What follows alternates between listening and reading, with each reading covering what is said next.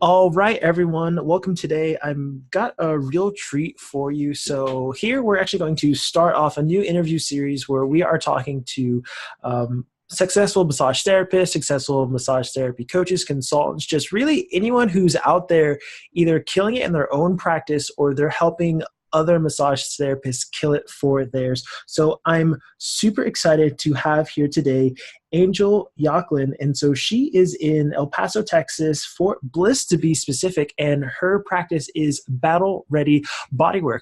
Now, I found her from just one of the massage based Facebook groups, and there's some discussion, and kind of one way or another, as you're going to find out, she is like totally killing it in what she's doing, and it hasn't been with this specific business for a really long time. So just a little quick blurb about the work that she does with Battle Ready Bodywork.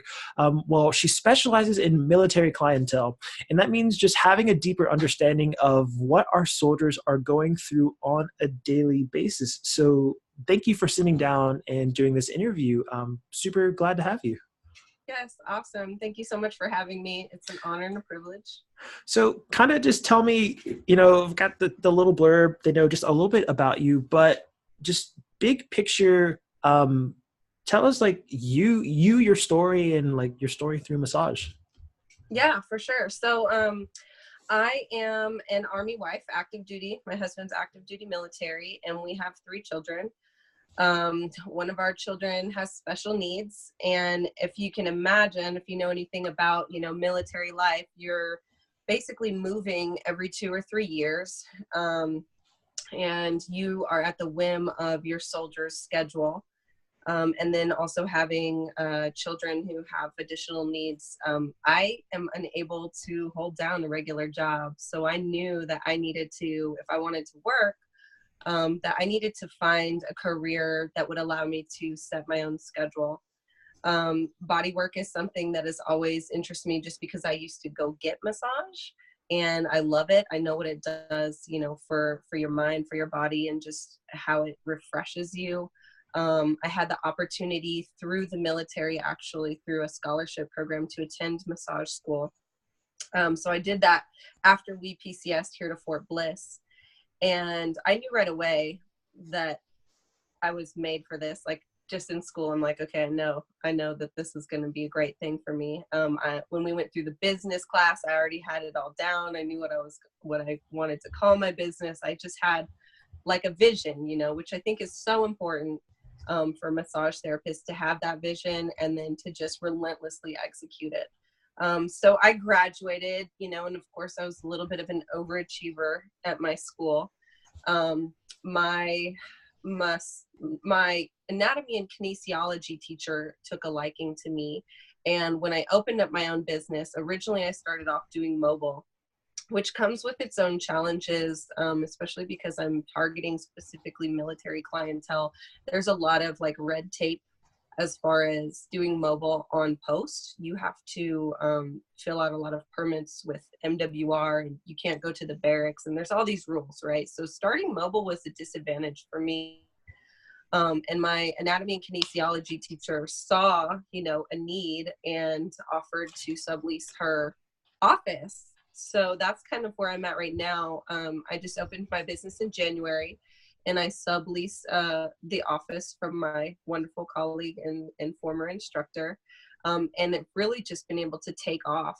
And that's been through just concerted effort. Like, I focus on my niche market, which I think is an underserved market, definitely.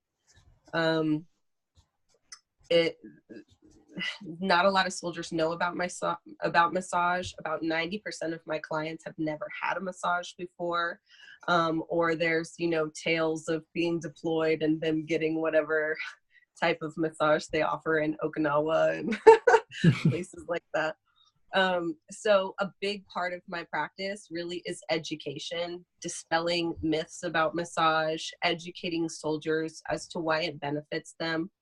And they seem to really appreciate that. So I spend a good deal of my time, aside from actually doing physical work, developing content that's educational and that kind of opens their eyes to how this would benefit them. Yeah, that's fantastic. So one of the things I want to, I guess, look back as to how we got here. Um, you mentioned you got out of school, and then I guess what I want to ask is, did you like immediately start going into business for yourself, or had you been working for someone else once you'd Yeah, finished school?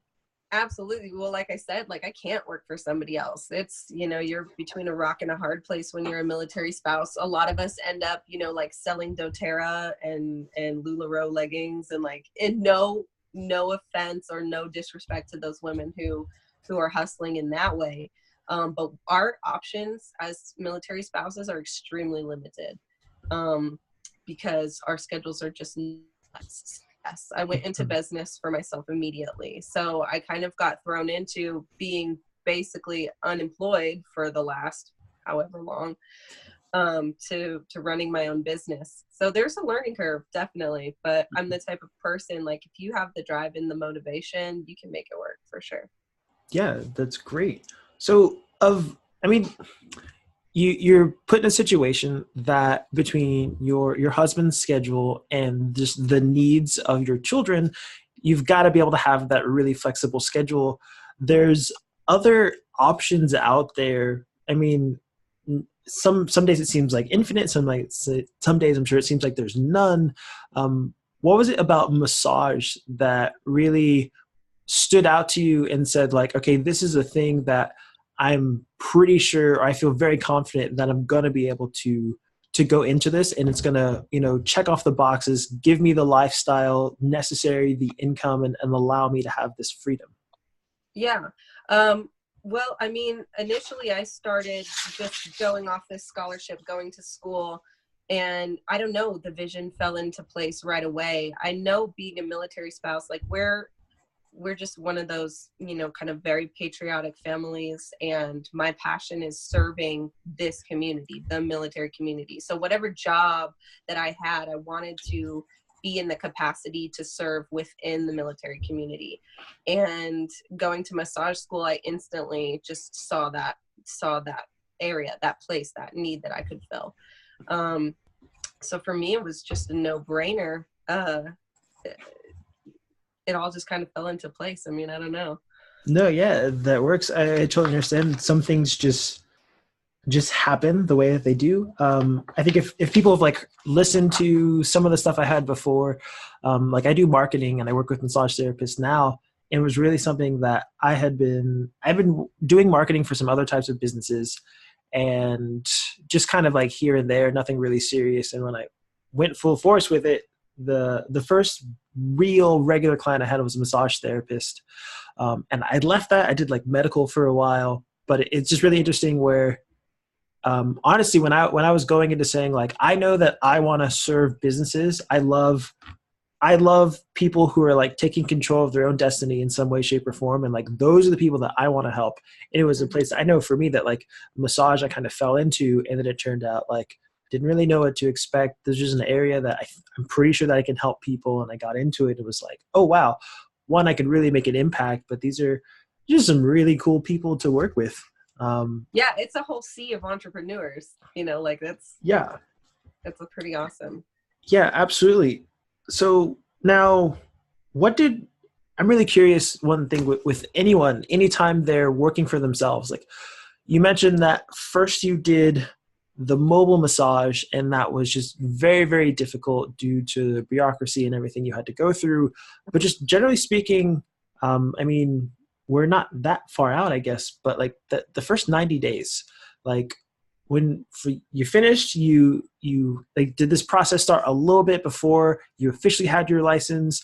I'm not going to get you to admit to breaking any laws here, but like Uh, what did this kind of look like when you like, yeah, it was just like that first immediate period after like, cool, yeah, I'm done with this, let's go make it happen. immediately after. So I say I started my own business in January, but honestly, that's kind of when I got the office. Hmm. So, November, December, I was doing a lot of mobile work. And it was brutal. It was hard to do. And so January, when I got my own office, is when things really started taking off for me. So the first 90 days actually really the first 90 days after getting your license, it feels like you're in the twilight zone. I don't know. You're like, well, I have this ability now. What do I start doing? When you don't have a lot of work, that's the time to make content. That's the time to build your narrative. That's the time to, find your angle. And so that's really what I focused on initially. Was I just sat down and was like, okay, how am I going to approach my community and basically sell this? And so I started diving into the science. A lot of my clients are very logical thinkers. They're not going to really be attracted to like the Reiki and the crystals and the chakras and like the energy side of massage. They're very logical. They're very methodical. So obviously knowing your market, that's a big one. And I know that my market thinks like this. And me as a person, I like to be able to explain what I'm doing and what the benefits are with scientific backing. So I spent a good bit of time almost unlearning half of the things that I learned in massage school. There was a little bit of cognitive dissonance that went on there. And as I built my narrative to explain like, okay, exactly how can I relieve your muscle tension? How can I relieve your pain? That really led me to the neurological aspects of massage and the benefits that it has on the nervous system and the brain, which is really the angle that I come at. I don't really focus as much on, I can lengthen this muscle, I can shorten this muscle, I can do this, I can activate this, I can reintegrate your movement patterns and things like that. Like I leave that to the physiotherapists. I recognize that based on like the most recent scientific research, that what we're really doing in massage therapy is affecting the nervous system through the peripheral and especially the cutaneous nerves. So my whole, all my content, my social media content, my narrative started being built around that. And it really ignited like this passion and this fire. I'm super interested in neuroscience and neuroplasticity and things like that. And like, you have to be careful, right? You don't want to leave your scope of practice. But as long as I'm only performing massage and I'm not doing anything that's outside of my scope of practice, coming from this angle, there's nothing wrong with it. And my clients really seem interested, they're engaged, and they're appreciative that I'm taking this more evidence-based approach to massage.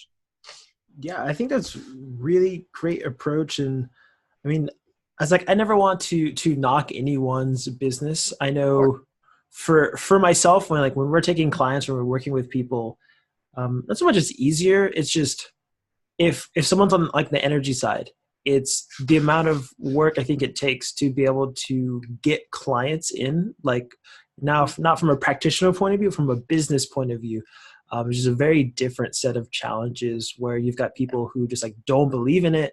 And it's like, I don't want to say whether your thing is like evidence backed or not or whatever, but it's like if you run a business, you have to get people to pay for this service that you're providing, which can be a real challenge. But within that, I'm really happy to talk to you at a point where you're successful, but also, massage school isn't like this super distant memory.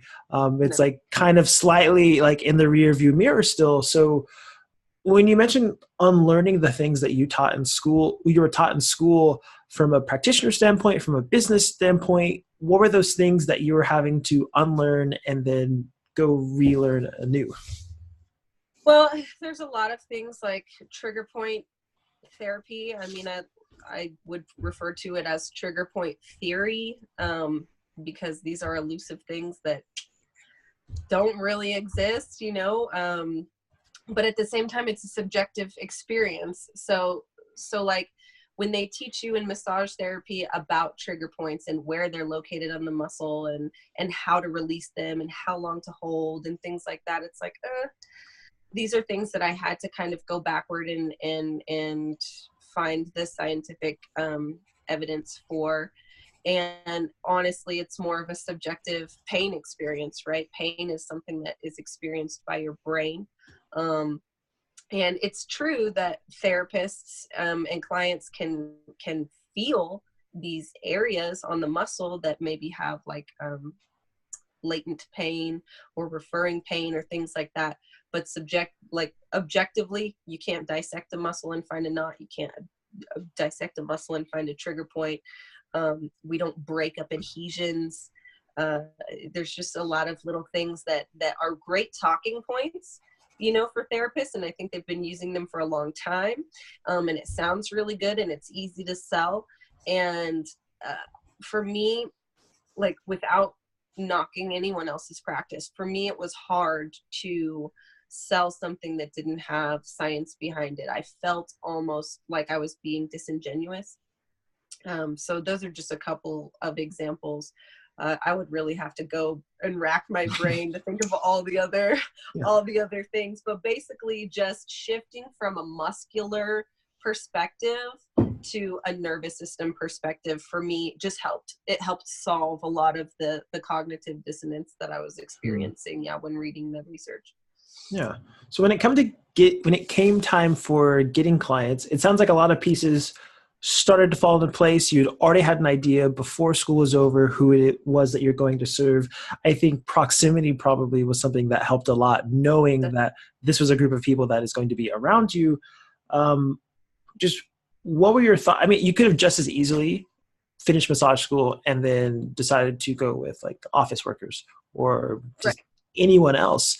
Right. What made you kind of come through? And I guess one question I want to ask is, are you working specifically with people who've been through combat, or anyone within the scope of military do you tend to work with? So I work with anyone military. The combat vets are of our particular interest to me because coming from that neurological nervous system perspective, I've found a lot of interest in working with clients who suffer from post-traumatic stress and traumatic brain injury, because it's amazing, like the neuroplasticity of the brain and how sensory input can help you rewire those unhealthy hardwired neural connections.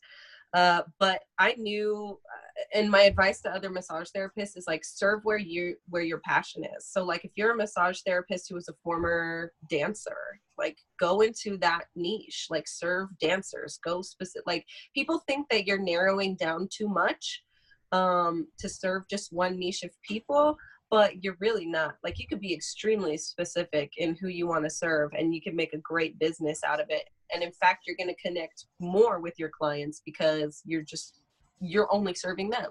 And that's what I tell my military clients is like, I only serve military. I don't serve the general public. I mean, law enforcement as well, but I have a focus, and if my focus is on you guys, I specialize in what you go through. So I know all about like the Army PT test, the new one that's coming up, what's involved. When they go on their long ruck marches, the things that you need to focus on before and after, a lot of feet, a lot of calves. If they're airborne, they're going to have issues with their knees, from jumping out of airplanes, a lot of high impact traumas. If they have been in combat, or even not, there's a likelihood that they are suffering from multiple like mild traumatic brain injuries, multiple concussions, blast-induced neurotraumas, and things like that.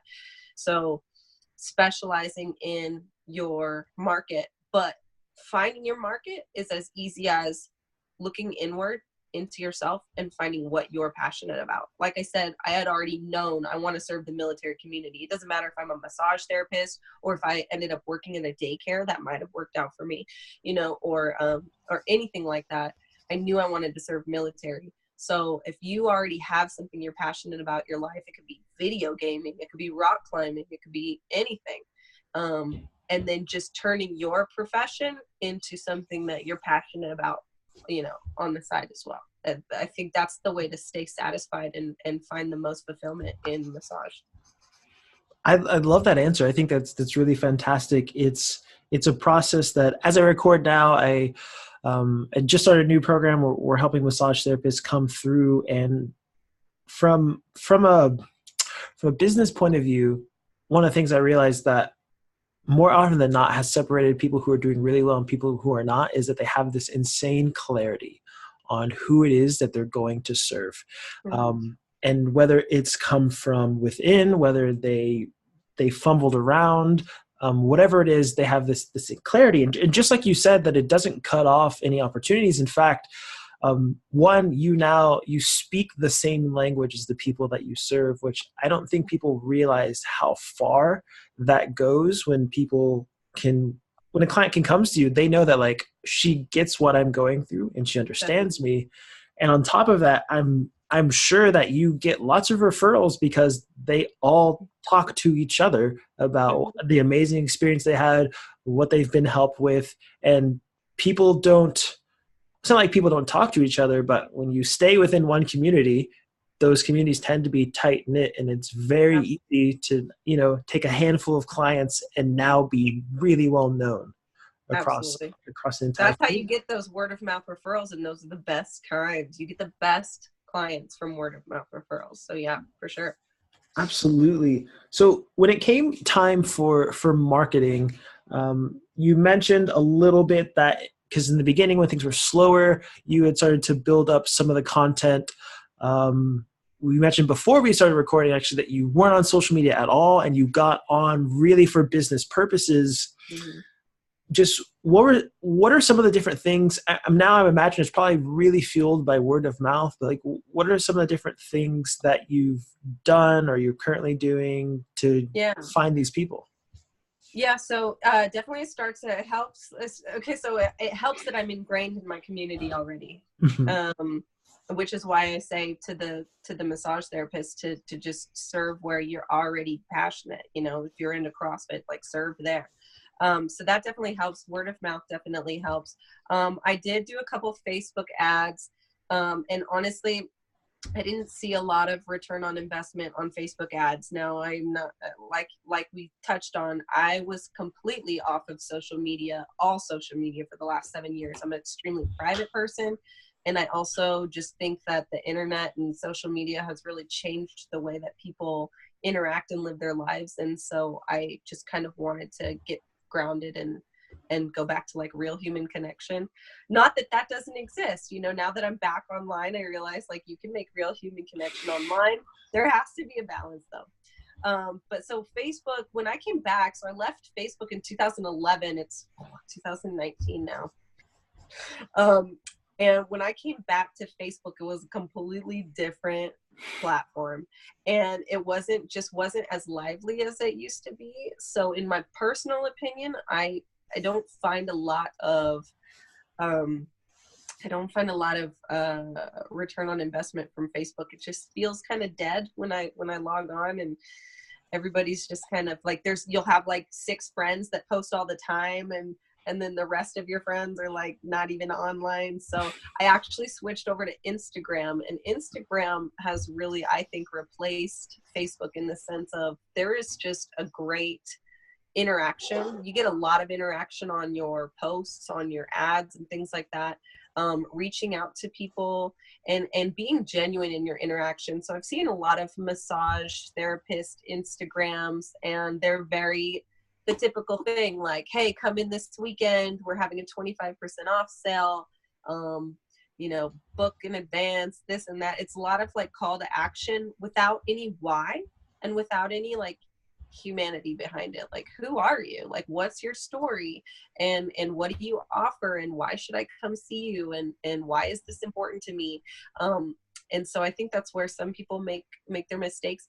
I think I just did my very first, hey, half off, discount, whatever post for the first time ever the other week. And that's because I just took Robert Gardner's Thai massage course. And so this month I wanted to practice. And so I was like, hey guys, come in, we'll do Thai massage super cheap so that I can get this nailed down. But other than that, I've never done a sale post. I've never done a, hey, come in and see me post. It's always been like, this is what massage can do for you, or this is how your body works, or, just giving them information to kind of bring awareness to the different aspects of massage therapy and of their body. And especially for my community, military community, they have no idea. They have no idea why they need massage or yoga or meditation or anything like that. And so coming from that angle, I think is the way to go for sure.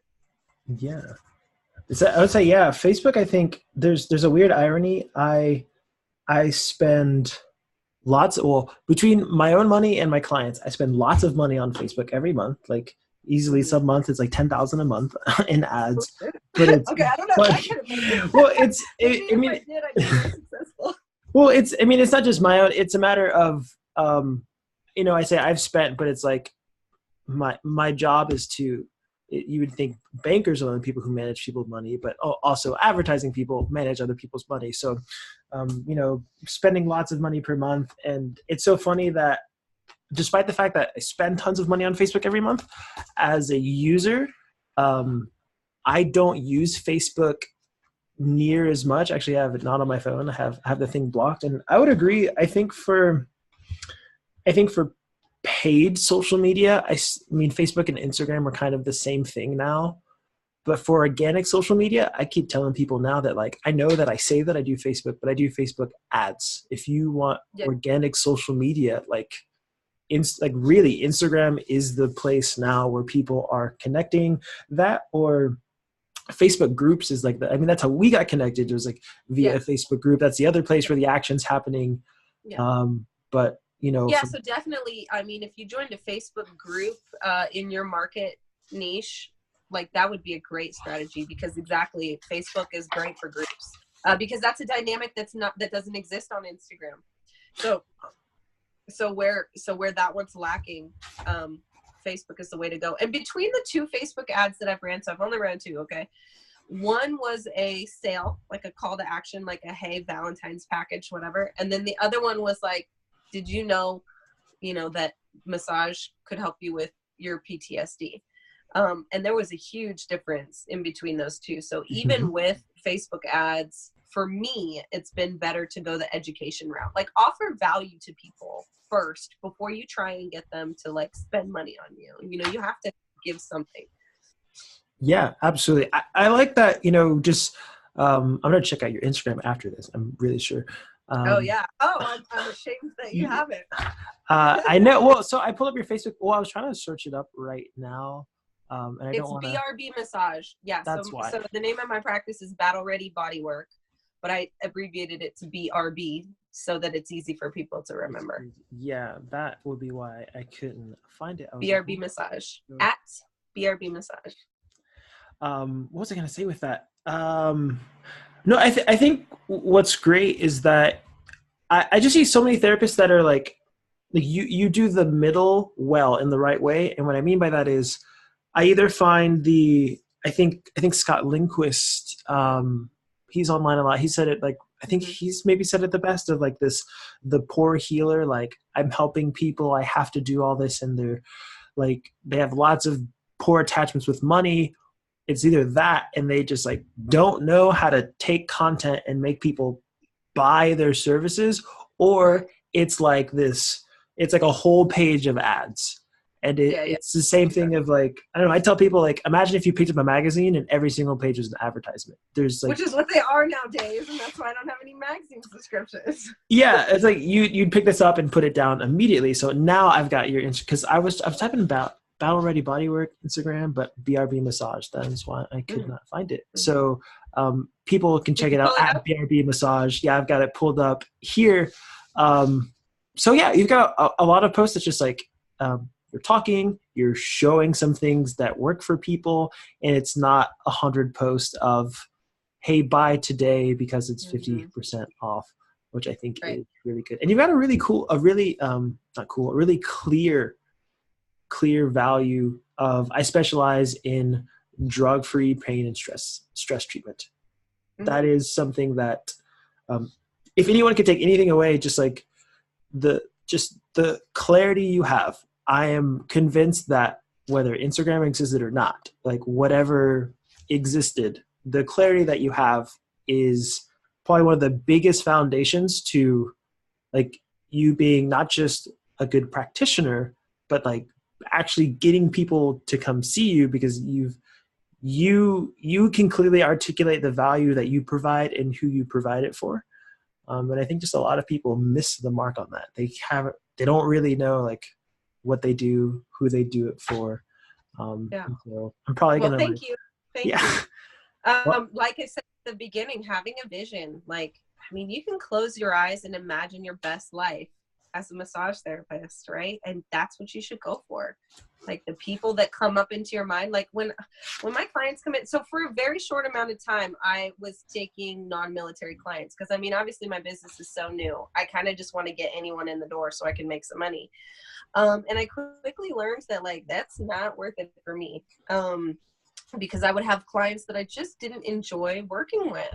And when I'm serving my community, the community that I'm passionate about, like I have the most fun at work. Like we connect, we can joke around about, you know, there's all kinds of military inside jokes and memes and, you know, and information. And there's a whole language, like you said, there's a whole language within the community that, I don't know, it just resonates and we connect. And, I love my job, and I love my job because of the people that I serve, because I'm passionate about serving them. So definitely having that clear vision, that clarity, like you close your eyes, you imagine what you want to do, and then you go for that, you're going to be so much more satisfied and more successful too, because you're genuinely excited about going to work. People can pick up on that. Your clients will know when you want to be there and when you don't.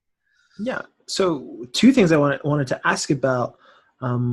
One, I wanted to talk about pricing because I know in one of the Facebook groups, some discussion about pricing. And then if I remember correctly, because I haven't looked at every single person in your area, you're above the average pricing for, or you're No. average? Actually, I'm one of those therapists that kind of gets dogged for being so cheap. Mhm. And for me, it depends on several factors. One, I exclusively serve military, and we are military. I know how much we get paid. It's not a lot of money, you know. If I want to serve this demographic, I really try to keep my fees in line with the military pay grades. Like I know exactly how much all of my clients get paid because I know how long they've been in, and I know what their ranks are, and you know this and that. So I do try and keep that in mind when I'm setting my prices. Also, my immediate competition. I'm not going to tell you who they are because no. There are two spas actually on post that serve military, and none of the military goes there because they don't know about them. But I price match to them exactly right now. When we move, our plan is to PCS to Fort Bragg here this summer, which has its own set of challenges because I have to start over, right? So that's a whole nother thing with the military is like, if you're moving, you start your client base all over. But anyways, so when we go to Fort Bragg, I'll be changing my prices to match the competition in that area and maybe raise a little bit because the cost of living, like for me, take into account so many different things, like what is our BAH in this area, which is the basic housing allowance for military. We get a different amount of BAH based on which city we go to. In El Paso, it's lower because the cost of living is lower. So like all of these different little factors I take into account for my pricing.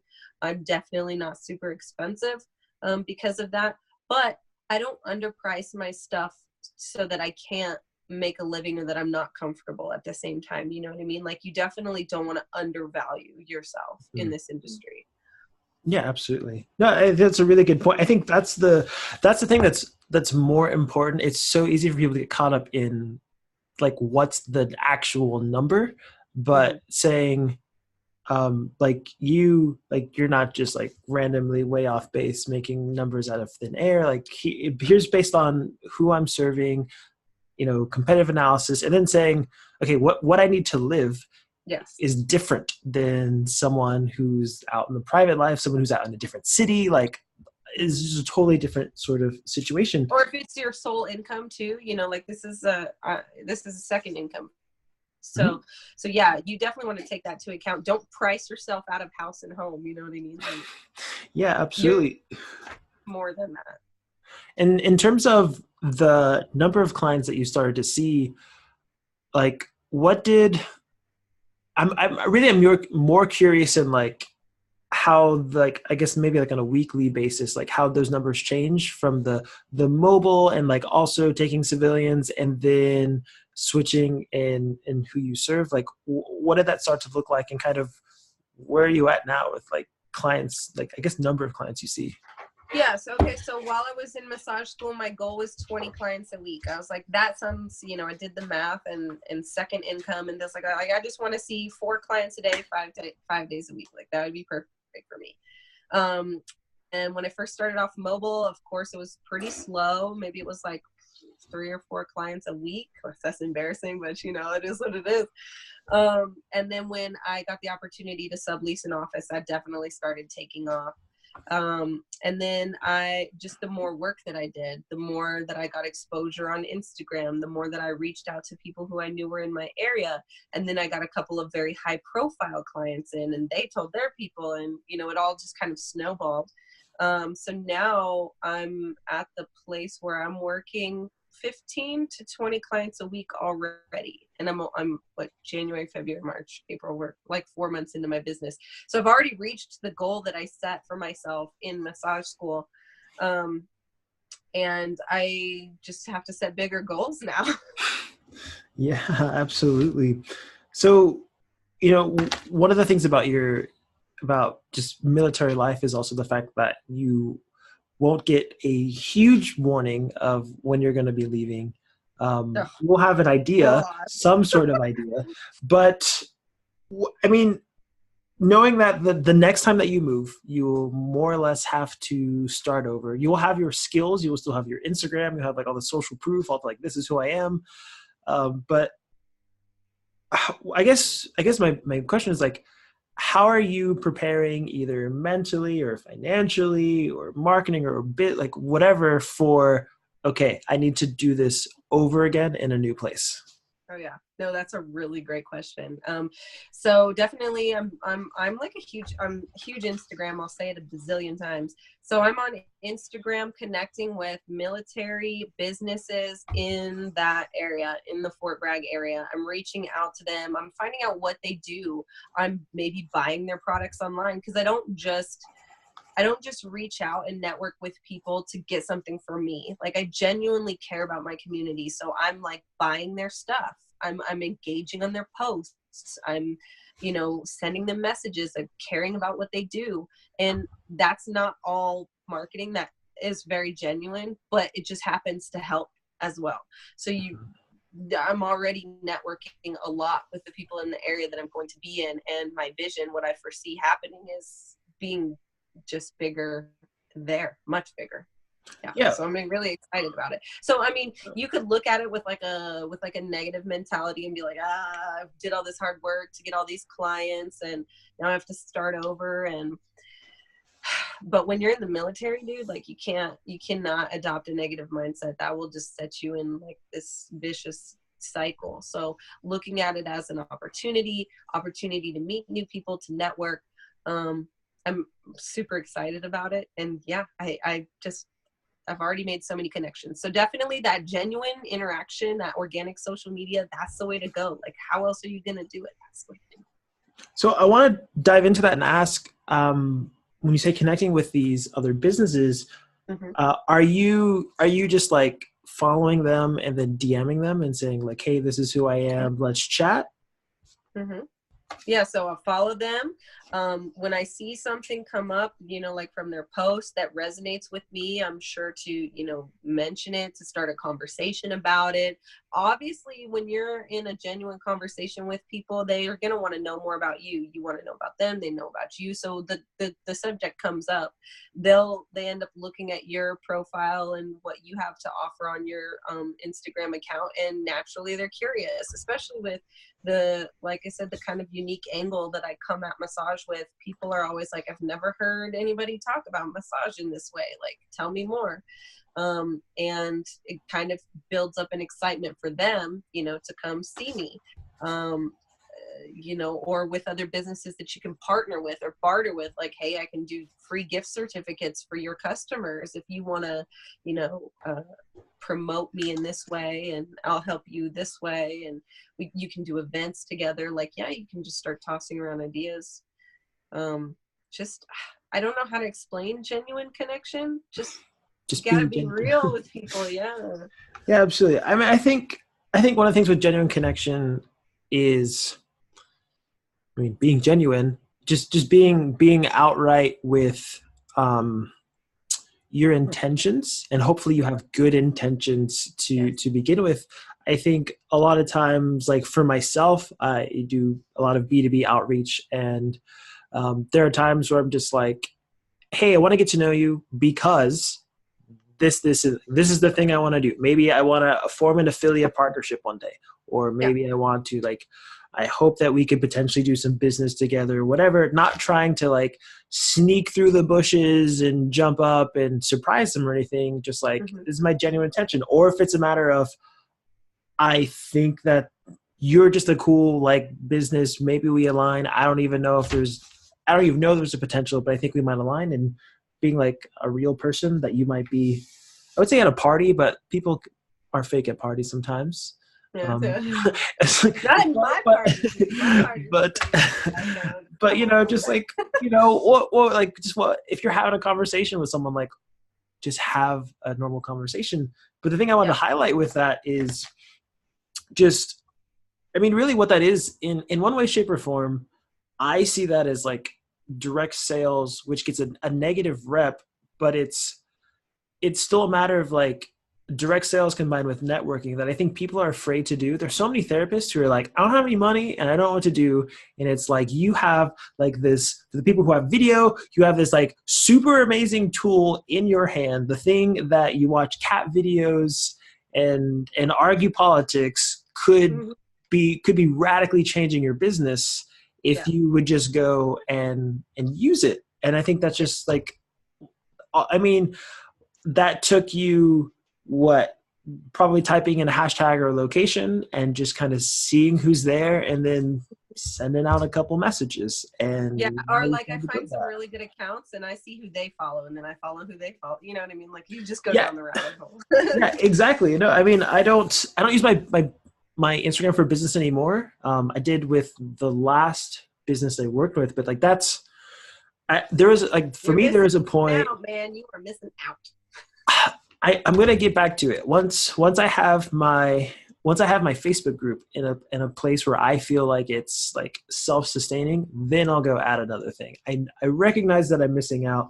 I used to, there's a time where I used to teach music, years ago, and I used that. I was able to grow my Instagram by like 1,000 a month by doing some of it. And some of it was like automated because you can like get a bot that like follows someone and then like automatically and then unfollows them. Here's some advice. Don't do bots. Don't pay for followers. I would say like, okay, so I'm on Instagram and when people follow me, I look at their profile. If I know they're a bot, like you can almost tell right away from their little description, I report them and delete them. I don't want bot followers. I'm not saying that you absolutely did. No, I agree. I'll say the caveat that I would add is do not buy followers. Yeah. It's just dumb for a whole host of reasons. It's really, when you have 10,000 followers and 2 people like your post, it's like really obvious that you bought all your followers, and that looks bad to the real people who wanted to follow you. I don't know if it's like still, there was a while where like you could get a bot that would follow and unfollow people, and then like Instagram shut all of them down, and then I don't know if they open back up again. But I would basically just take the method you did and automate it, where it was like I had identified 15 Instagrams that had huge followings of the people who would be my client. And because they were in like the multiple thousands, there was just no way that I was going to be able to like actually go follow all of those people manually. So I would be a real person with like my stuff. This is what I do, making regular posts. But it would just follow someone, which naturally most people, when they get followed by a stranger, they're like, oh, who is that? They click. Right. I'm like, oh, this is a person of interest. Let me follow them.